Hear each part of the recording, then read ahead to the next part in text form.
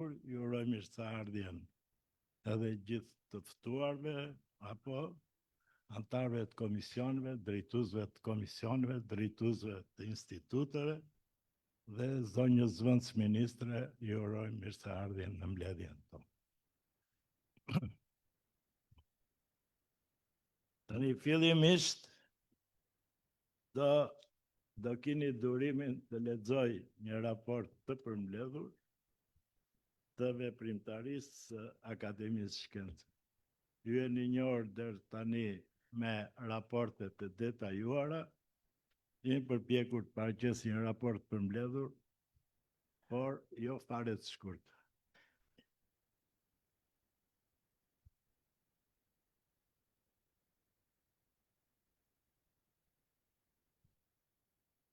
Të nderuar antar të asamblesë,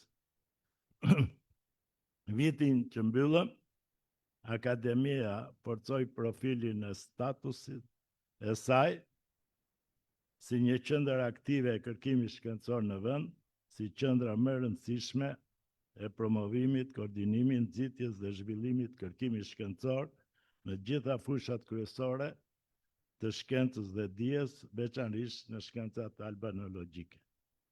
Reformimi ndërmarrë nga kjo asamble bazuan ligjin e akademisë më pas në frymën e ligjit për shkencën, mundsoi ngritjen pranë saj të një rjeti në zgjerim, institutesh dhe qendrash të përreshme dhe njësish të përkohshme, duke i dhënë akademisë fizionomin e modelin e shumë akademive si motra të ngjashëm me gjithë akademitë e rajonit. Akademia sot nuk është më thjesht asambleja, por një bashkim institutesh dhe njësish kërkimore të ngritura me vullnetin dhe vizionin e kësaj asambleje, cila në anën e saj, si organi më i lartë, kujdeset dhe jep mbështetjen e nevojshme për të garantuar nivelin shkencor të tyre. Sot, institucioni i akademisë përbëhet nga asambleja me 52 antarë, me drejta të plota, 25 antarë të jashtëm, nga radhë e shkencëtar kërkuesve më suksesshëm të diasporës shqiptare, 18 antarë nderi, ndër shkencëtarë dhe studiuesit e huaj me kontribute në zhvillimin e shkencës shqiptare, kryesisht në albanologji. Nga 11 komisionet përreshme, me mbi 198 antarë dhe bashkëpunëtorë, 4 institute dhe qendra të përreshme me rreth 100 kërkues kërkimor shkencor, 2 institute virtuale dhe 5 njësit përkohshme me mbi 120 antarë dhe bashkëpunëtorë. Në projektet e ideuara, drejtuara dhe financuara prej ASH-s, janë aktivizuar mbi 163 specialistë të lartë, prej të cilëve 126 janë nga personeli i AL-ve. Ndërsa në projekte financuar nga AKSHI-ja, mbështetur nga ASH-ja, janë aktivizuar 160 persona, 110 prej AL-ve në Shqipëri, Kosovë dhe Maqedoninë e Veriut. Akademia sot ka entin e saj botues me kapacitet 4-5 milion faqe në vit, e përkthyer në rreth 12.000 kopje me 300-350 faqe.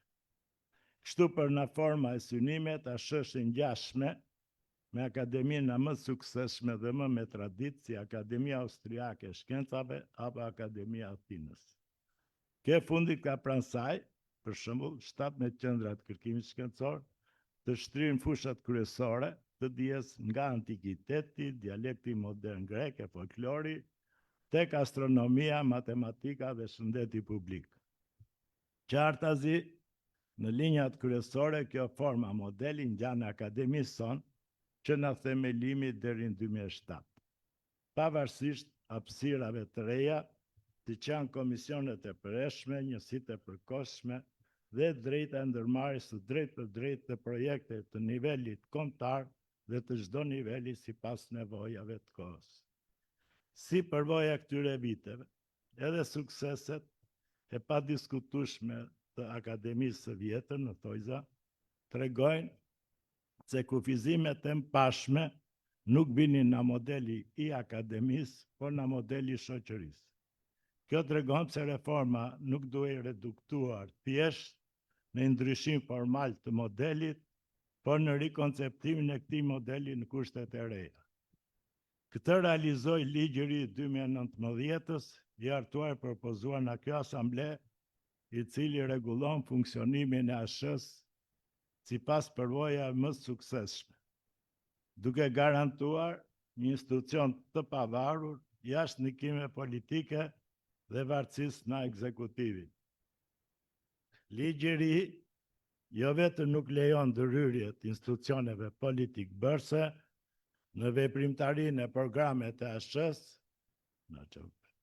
anë vlerësimin e performancës së tyre, por përkundrazi i njeh të drejtën dhe detyrën e akademisë që të bëjë vlerësimin e përgjithshëm të kërkimit shkencor në vend, të bëjë oponencën dhe të japë rekomandime për të. Këtë marrëdhënie vendos dhe ligji i ri për shkencën, i cili akademinë, IAL dhe qeverinë i sheh si partner në realizimin e një strategjie të përbashkët për dhecurinë e shkencës dhe të kërkimit shkencor. Si garant dhe monitorues i zbatimit të strategjisë, ngrihet dhe funksionon Këshilli Kombëtar i Shkencës. Është nëpërmjet tyre që këto institucione e vendosin drejtimin e punës tyre na lodhit.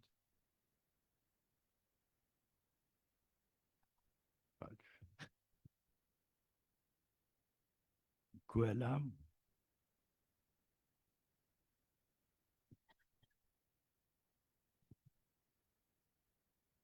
Si garante është nëpërmjet tyre që këto institucione vendosin drejtimin e punës tyre në shërbim dhe funksion të interesa e probleme parësore të vendit, ekonomisë dhe arsimit, ku palë ndikojnë në programet, vizionet dhe detyrat e njëri tjetrit.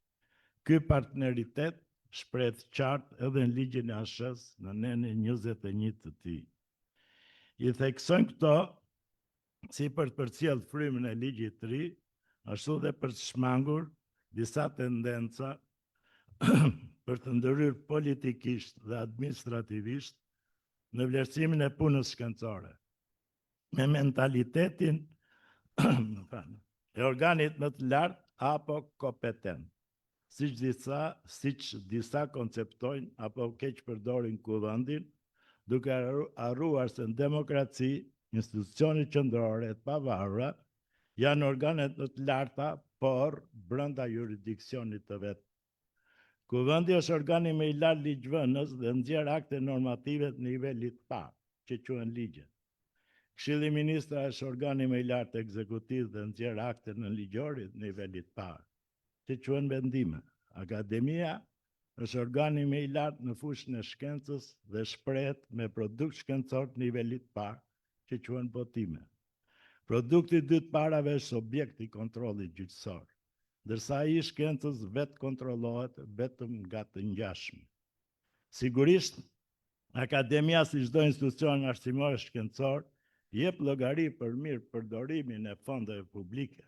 Ndërkohë, të gjitha këto informojnë dhe mbajnë përgjegjësi për ecurinë e përgjithshme të kërkimit për nivelin shkencor punojësve kërkimor e të instituteve në raport me të ngjashmit në Evropë e rajon, sipas certifikimeve dhe rankimeve ndërkombëtare. Pa këto sigurisht në raport me shkallën e financimit dhe të investimeve.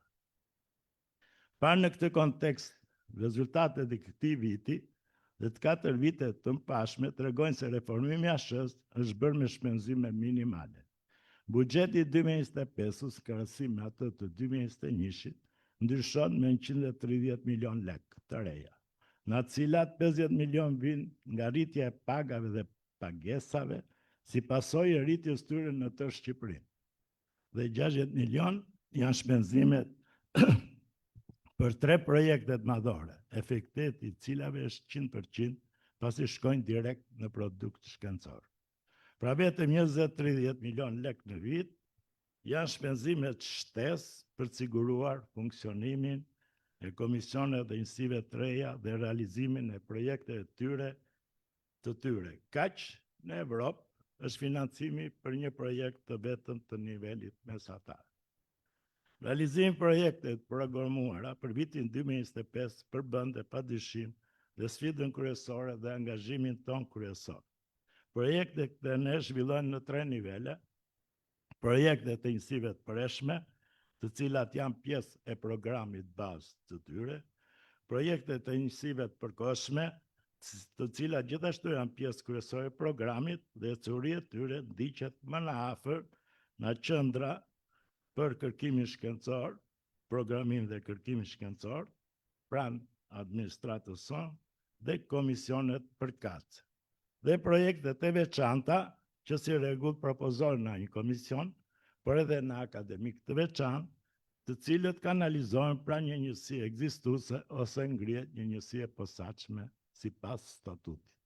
Akademia e Shkencave gjatë këtij viti ndoqi dhe një numër projektesh të mbështetura prej saj për aplikim pranë AKSH-së. Për ecurinë e këtyre, gjatë 2025-s ka tashmë një informacion të plot, me cilën jeni njohur. Përmbledhas rezulton se projektet në fushën e nanoteknologjisë kanë ecur sipas parashikimeve. Efektet e tyre janë përgatitja e mëtejshme e strukturave të personelit akademik për ngritjen e njësisë në nivel në njësie rajonale. Projektet e qendrës kombëtare, qendrës kërkimore të biogjenetikës, janë kanalizuar mëtej në 3 drejtime bazë me përparësinë në fushën e biomjekësisë, ku është mundësuar dhe zbatimi i rezultateve në përcaktimin e diagnozës për disa sëmundje autoimune, çka ka rritur ambicien dhe nevojën për të ngritur kërkimin në një nivel më të lartë. Njësia e gjeoshkencës ka realizuar me sukses 3 projekte me rezultate mjaft të dobishme të krahasuara me ato të një instituti. Njësia e pasurive ujore ndërmori për herë të parë ndjekjen e përvojës së njësive të tjera për të realizuar 6 projekte studimore që lidhen drejt për drejt me evidentimin e zgjedhjen probleme konkrete të cilësisë dhe ndotjes së ujrave. Institutet e albanologjisë dhe QSA-ja kanë realizuar në përgjithësi programin e tyre në numër projektesh dhe volum, punë të krahasueshme me vitet e mëparshme, me disa specifika. Instituti i Arkeologjisë ka numër më të madh projekteve, kryesisht kanë qenë vazhdim të projekte të mëparshme, ku për tradit dominojnë projektet individuale dhe lokale. Për arsye të ndryshme, 3 prej tyre nuk janë realizuar, pasqyrinë rezultate në formë artikulli shkencor ka ende mangësira, si dhe bashkëpunimi me homologë të UOI, të cilët kanë objekt dhe interesa të ndryshme.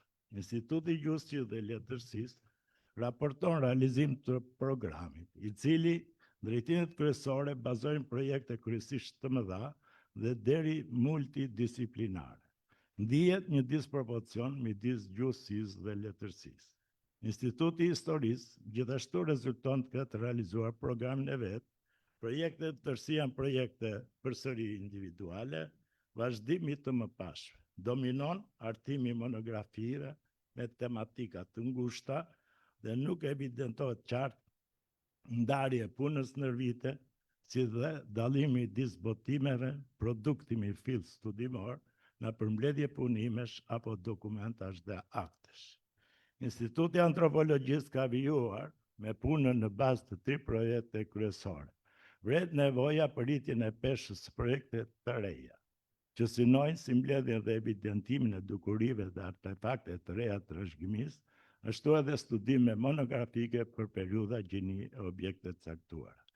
Qendra e studimit të arteve, si njësi gati e re, ka qenë më e përfshirë në ideimin dhe realizimin e disa projekte të reja dhe në raport me mundësitë, si për nga kapaciteti dhe logjistika, rezultatet janë mbi pritshmëri.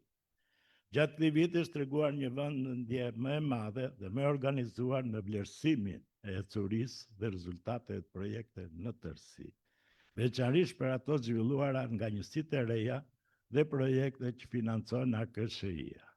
Në këtë vlerësi janë përfshirë vetë njësitë, komisionet, seksionet dhe kryesia, krahas ndjekjes e dokumentimit më të mirë në qendra e programimit dhe kërkimit shkencor dhe sektori financës. Një analizë e veçantë është kryer për përfshirjen e projekteve të AKSH-së për fushëtrirjen e projekteve të AKSH-së, se sa ata shërbejnë realizimit të programit të vetënjësive. Nisur nga kjo përvojë, tani ka një udhëzim të plotë e të qartë për të rrethurim dhe monitorim projekte në zbatim të ligjit dhe statutit. Pesha kryesore për në rëndësia, numri specialistëve dhe institucionet të angazhuara, volumi punës dhe masa e financimit i takon edhe gjatë vitit 2025 qendrës botimeve enciklopedike dhe albanologjike. Për të përshëndetur është dalja online e maketit fjalorit të madh të gjuhës shqipe me 125.000 fjalë dhe frazeologji, i cili është mirëpritur e vlerësuar në ambar opinioni publik, përdorës të shumë dhe specialistë e fushës, çka shprehet si në reagimet falënderuese, çmues ashtu dhe në interesi madh i shfaqur. Deri më tani, në 45 ditë ka pasur rreth 5 milion klikime. Ashtu siç është lajmëruar, janë të mirëpritura vërejtjet, sugjerimet apo konstatimet për pasaktësi të mundshme, sidomos të aspektit terminologjik, të cilat krahas trajtimit të vazhdueshëm në afatet e parashikuara, do të adresohen në mënyrë të organizuar nga redaktorët e veprës dhe specialistët e fushës. Theksoj se fjalori do të jetë në përmirësim e pasurim të vazhdueshëm. Dhe ky është dhe roli i qendrës sektorit përkatës së saj, duke afruar përdoruesve variantet dhe zgjedhjet më të mira për kohën. Puna për hartimin e enciklopedisë shqiptare ka hyrë në një fazë të rëndësishme. Brenda 2 vjetësh u arrit të miratohet fjalësi me mbi 12.500 artikuj, duke i hapur rrugën për caktimit të autorëve, shkrues të artikujve dhe fillimit të hartimit të tyre. Për të hartuar fjalësin u desh një punë tepër skrupuloze në përgjithësi në ana e redaksisë qendrore, QBA-s dhe redaksisë vendore, për të garantuar zbatimin e kriterëve të njëjta për gjitha fushat. Vlen theksohet se kjo është përballuar me staf ndihmës në ripërtëritje dhe të kufizuar. Siç është raportuar me kohë, 2 volumet e para të historisë shqiptarëve janë hartuar tashmë dhe gjatë vitit 2025 ato ju nështruan redaktimit shkencor për redaksisë qendrore dhe recensionimit. Ndërkohë autorët janë në procesin e reflektimit të vërejtjeve dhe sugjerimet të tyre. Për të shënuar fakti se profesor Malcolm është një prej recenzentëve të volumit 2 dhe se vlerësimi i tij për këtë vepër si një vepër mbreslënse përtej nivelit të një vepre referimi si enciklopedit, si udhërëfys për studimet e reja të kësaj periudhe, është një vlerësim së pari për autorët dhe për vetë akademinë si institucion. Kjo tregon se nisma për të sintetizuar e dokumentuar historinë e shqiptarëve në dritën e gjetjeve dokumenta të reja për historianëve tanë më në zëmë me përvojë, duke ndriçuar edhe periudhat të quajtura të errta, që kanë një vend e rol të veçantë për historinë dhe etnogjenezën e shqiptarëve, duhej ndërmarrë. Me njëjtën kompetencë është hartuar dhe volumi i parë, nën kujdesin e të njëjtës redaksi qendrore, dhe fjala për to do thuhet më mirë me rastin e publikimit. Me intensitet në rritje është punuar për volumin 4, i cili ka vështirësi specifike për shkak të periudhave që mbulon, të diversitetit tyre, të numrit relativisht të madh të autorëve, çka kërkon nga redaksia përkatëse dhe drejtuesi sa një punë profesionale me integritet të lartë shkencor për njësimin e veprës, gjë që po kryhet me shumë përgjegjësi. Specifikat e periudhës dhe disa arsye shëndetësore shtyn paraqitjen e veprës, por më rëndësishme është cilësia e saj. Po për arsye shëndetësore ka vonesa për volumin e 3, për cilin do t'i informojmë në vazhdimsi. Viti 2025 forcoi statusin e ASH-s si qendra kryesore organizimit të veprimtarive më të rëndësishme shkencore në vend. Në programin 2025 parashikoheshin rreth 150 aktivitete të ndryshme, dhe në fakt janë kryer 135 veprimtari të tilla si kongrese, konferenca, simpoziume, workshope, shkolla verore, leksione të hapura, të shtrira në gjitha fushat kryesore të shkencës dhe dijes, të nivelit këto kombëtar e ndërkombëtar në bashkëpunim me gjithë institucionet e arsimit dhe shkencës në vend. Në fushën e shkencave shoqërore janë organizuar rreth 60 veprimtari të pasqyruar tashmë hollësisht në raport dhe në buletinin vjetor të ASH-s. Për të shënuar konferencën e parë ndërkombëtare Shqipëria në periudhën bizantine. Organizuan bashkëpunim me Universitetin e Tiranës, Kishën Ortodokse Autokefale, Drejtorinë e Arkiveve dhe Shoqatën e Studimeve Bizantine. Si e para e këtij lloji për numrin e nivelin e pjesëmarrësve për temat e trajtuara dhe periudhës që kushtohet, një periudhë ku Shqipëria ka luajtur rolin e pikë kyçe ndërmjet Bizantit dhe Perëndimit.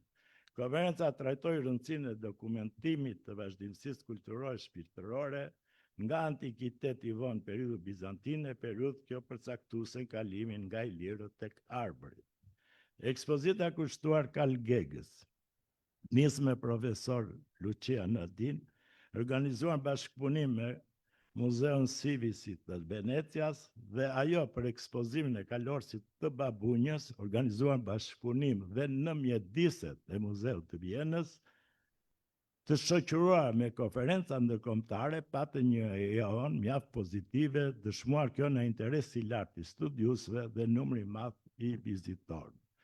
Organizimi i tyre kërkonte një impenim të lartë të gjitha strukturat të ASH-s që në Instituti i Arkeologjisë, seksioni shkencave shoqërore, albanologjike dhe administrata, si dhe ambasada e Shqipërisë në Vjenë.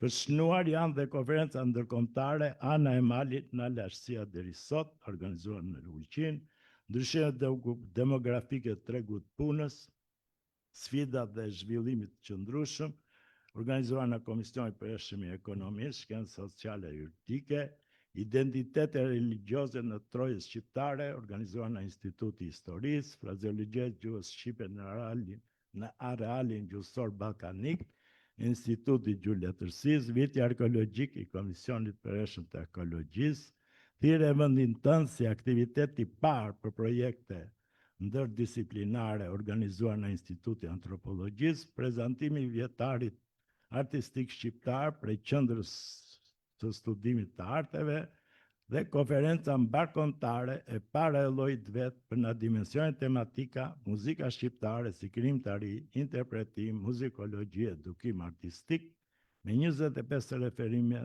dhe me pjesëmarrjen e tërë institucioneve kryesore të fushës në Shqipëri, Kosovë dhe Maqedoninë e Veriut. Si dhe Tyreza, studime gjeografike mbi natyrën, shoqërinë dhe vetbanimet, pjesë e pandar e albanologjisë.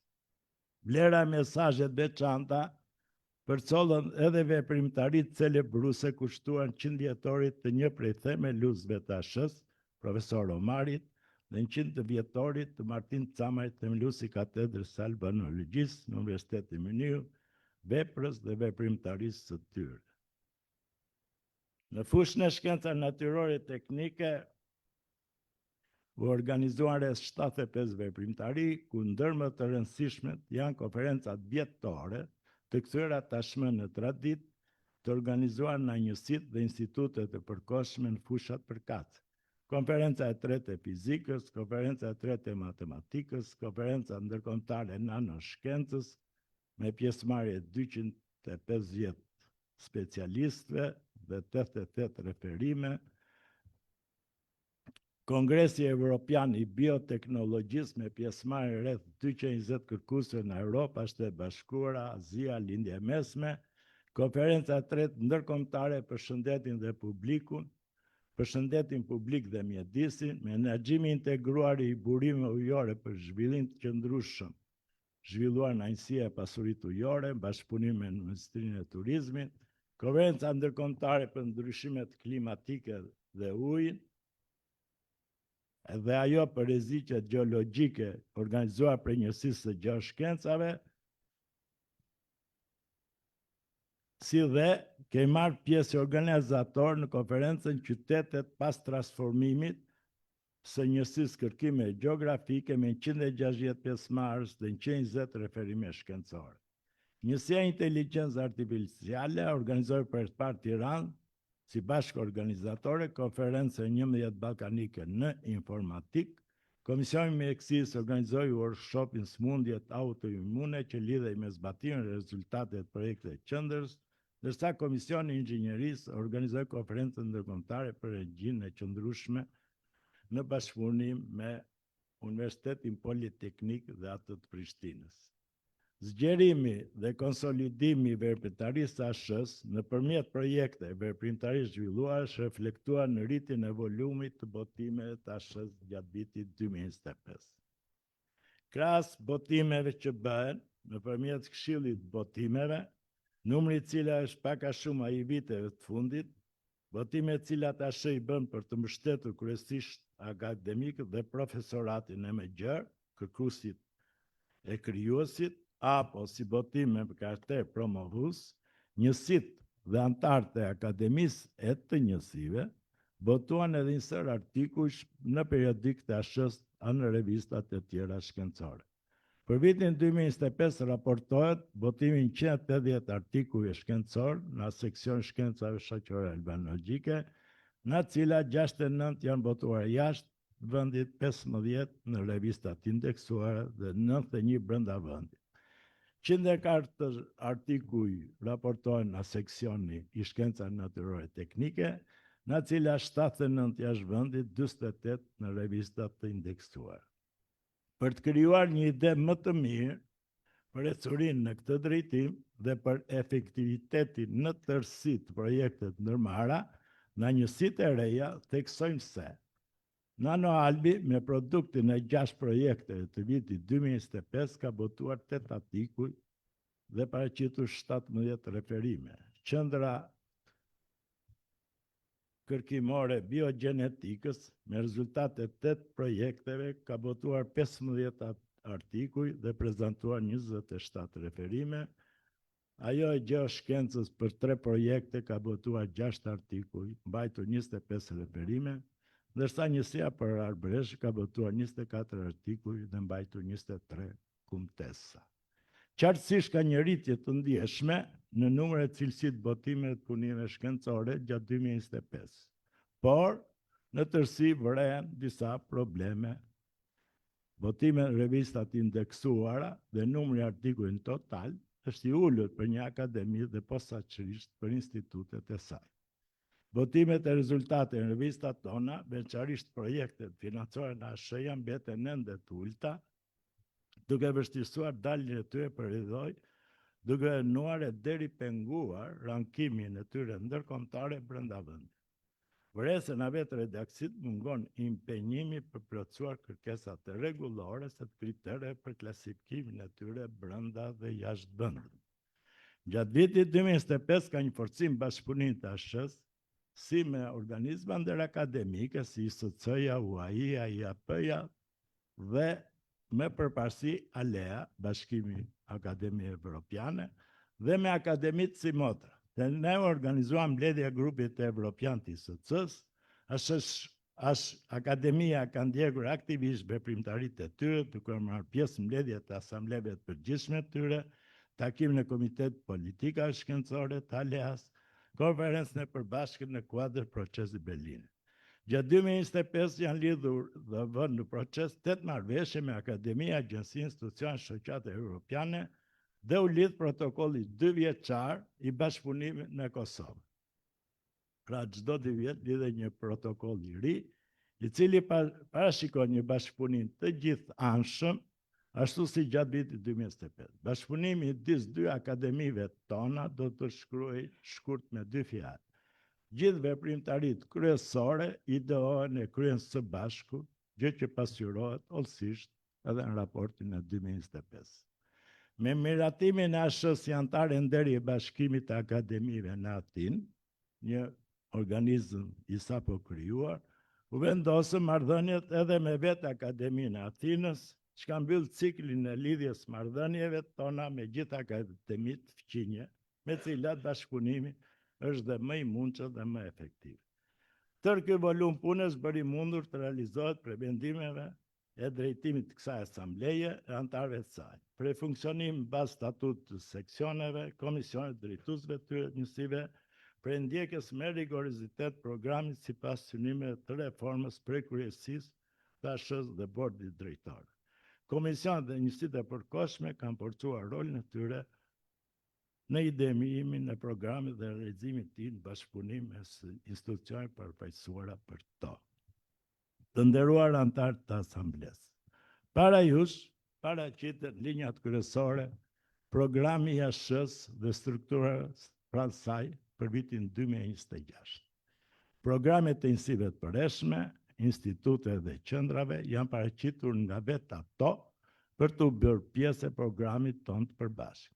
Ndërkohë, janë paraqitur me vete 3 drejtimet kryesore të veprimtarisë sonë. Lista e projekteve për 2026, duke filluar nga 3 projektet madhore të albanologjisë deri projektet e njësive të përreshme të përkohshme, të projektet e veçanta apo lista e kërkesave për të mbështetur pranë AKSH-s. Lista e veprimtarive gjitha niveleve, lista e botimeve të programuar në institute dhe qendra dhe kërkesa që kanë ardhur pranë Këshillit të Botime. Si dhe ndarje buxhetit për 2026 miratuar nga bordi drejtore për sa i takon instituteve, qendrës studimit të artë dhe qendrës kërkimore të biogenetikës. Pa u ndalur në to, do të parashtroja se cilat janë synimet dhe drejtimet kryesore të punës sonë 2026.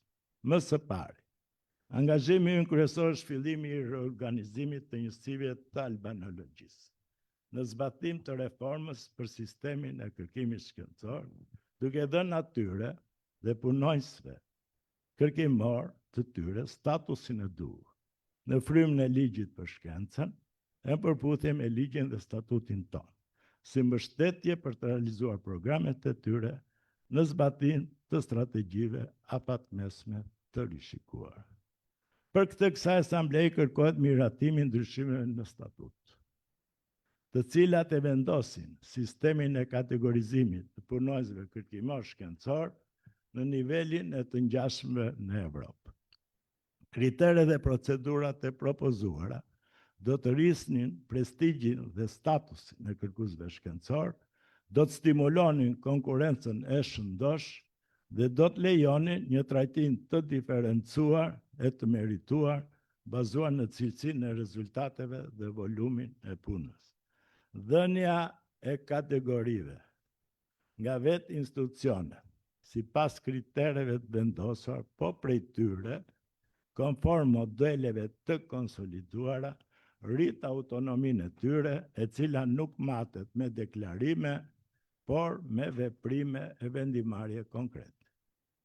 Mbështetur në ligjin dhe statutin e ASH-s dhe në aktin e themelimit të instituteve dhe të qendrës së biogenetikës, pra në ndryshimet e propozuara parashikohet që struktura dhe kategorie pagave për punonjësit kërkimor shkencor të përcaktohet nga kryesia dhe bordi drejtor, me pëlqimin e kësaj asambleje.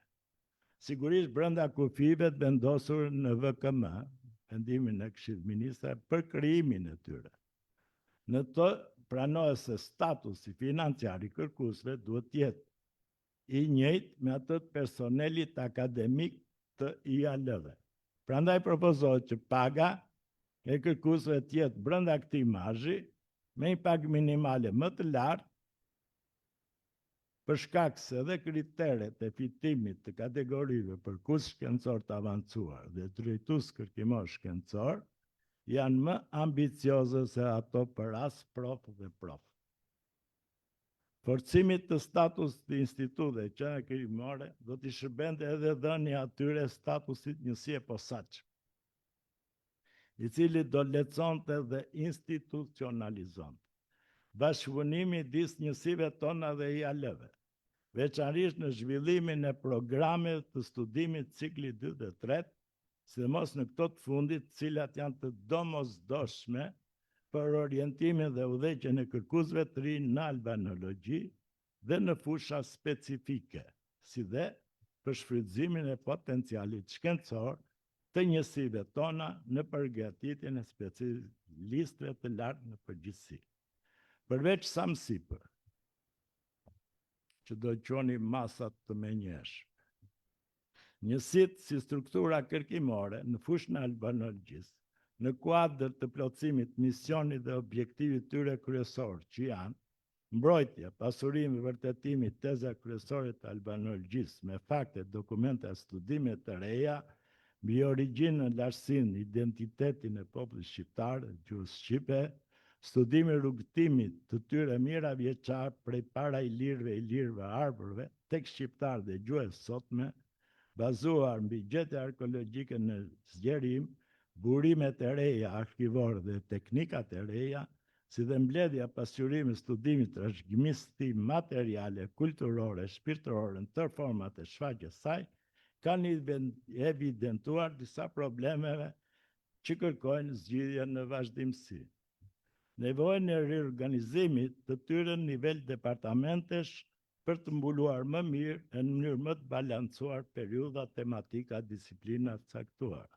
Shoqërimi i këtij riorganizimi, rritjet kapacitete njerëzore, logjistike, duke synuar të kapaciteteve, pra në numër të punonjësve kërkimor në 30-40% në 4 vjet.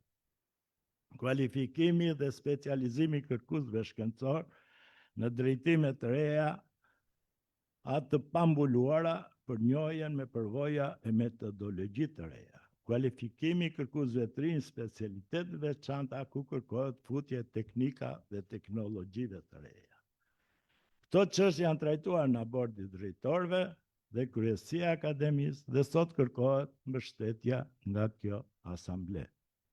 Strategjitë synojnë të përcaktojnë më qartë objektivat dhe drejtimet e punës në vitet e ardhshme për çdo njësi, duke përcaktuar dhe mënyrën se si të realizohen ato, ku parësor është dhe organizimi i punës duke i dhënë prioritet projekteve madhore,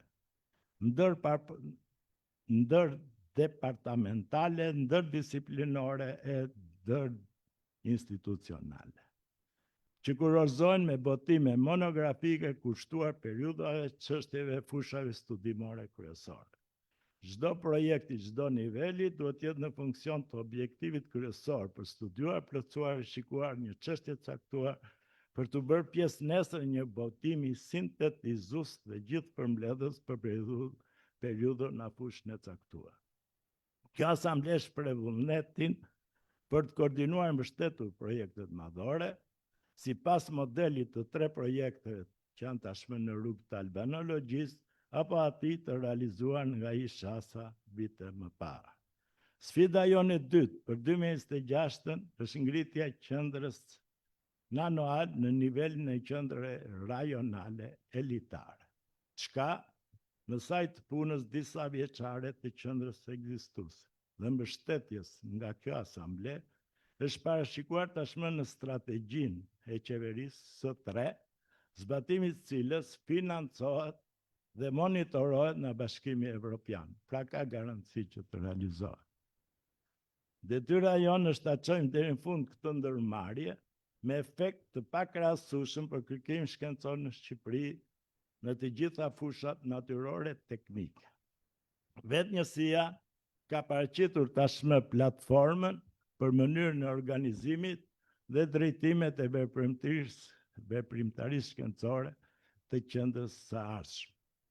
Krahas kësaj, sipas nevojave e kërkesave në vazhdimsi, sipas përvojës së fituar në këto 5 vjet dhe modeleve të sistemeve të kërkimit në vendet krahasueshme me tonin, për nga madhësia dhe perspektiva evropiane, në këshillim me tërë faktorët, përfshirë diasporën shkencore, shihet sidomosdoshmëria dhe konturimi dhe zgjerimi i qendrës së biogjenetikës, duke transformuar atë në një qendër të instituteve të shkencave të jetës, ku njësia biomjekësisë do të zhvillojë pranë QSUT-s për vetë specifikat e saj, ndërsa drejtimet tjera do të zhvilloheshin pranë UBT-s, Universitet Bujqësor Tiranës.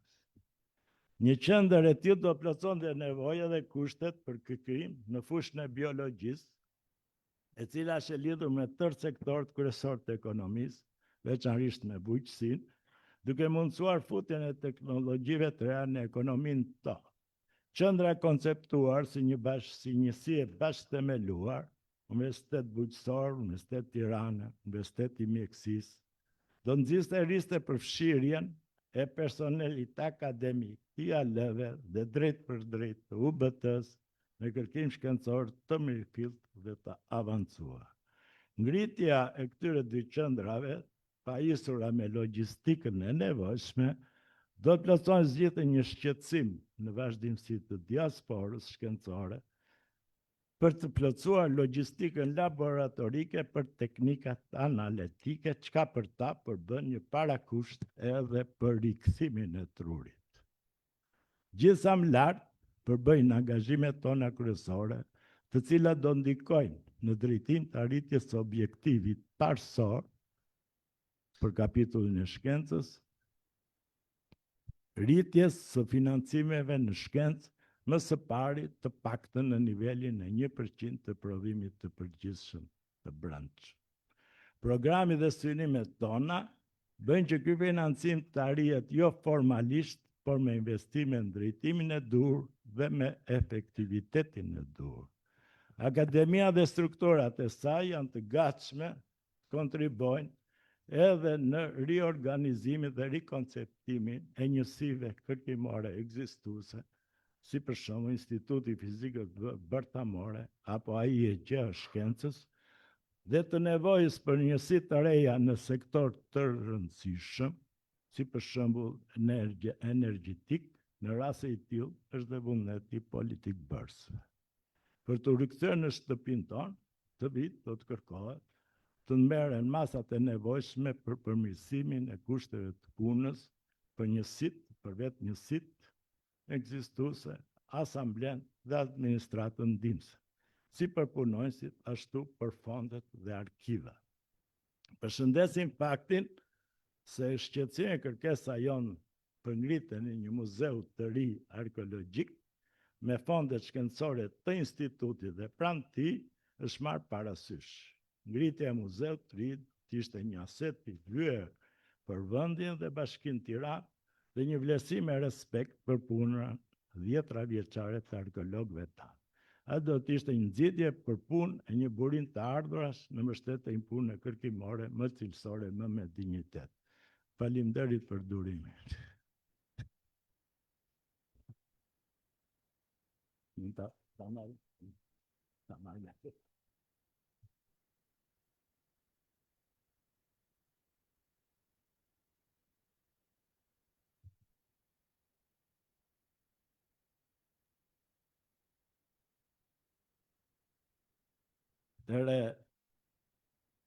Vazhdojmë me